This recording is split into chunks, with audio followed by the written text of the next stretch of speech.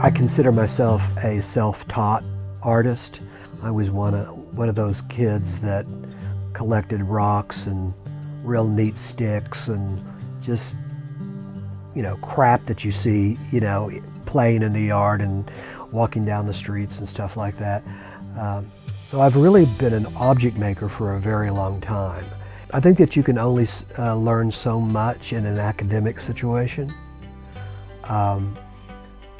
It's getting into the studio in creative play, playing, experimenting,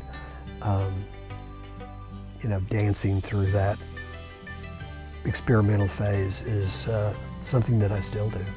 I've always had an affinity with the Paseo area. I used to swim at the Paseo Plunge. Back in the late 60s and the early 70s, it was Oklahoma City's version of Haight-Ashbury. That's where the counterculture blossomed. It was a major mecca at that time. And even during that period of time, there were working artists on the street. So I was really drawn to that. Later on, I did my first showing of my work at one of the festivals, one of the early festivals that they had. And then my brother and daughter and I opened up a coffee shop, which was, I think, the second coffee shop that had, ever opened up in Oklahoma City. I mean, way before Starbucks or any of that kind of stuff. And it became, for a lot of young artists and a lot of young poets, a kind of a safe place to come and hang and be themselves. So I've always had a place in my heart for the Paseo. So not only did I show my work there, I helped show other artists their work there. And I'm glad that it's doing so well now.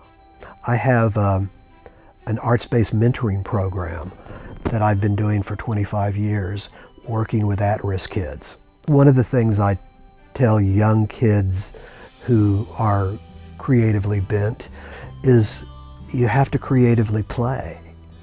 I think that's important, to give yourself permission to experiment and to fail and to continue, moving forward. Lifetime achievement. I've spent my life in the arts, teaching and doing art, giving opportunities, that kind of a thing. It's just really who I am. I can't separate. I don't know what I would be doing if I didn't have that drive to speak my mind and make beautiful things.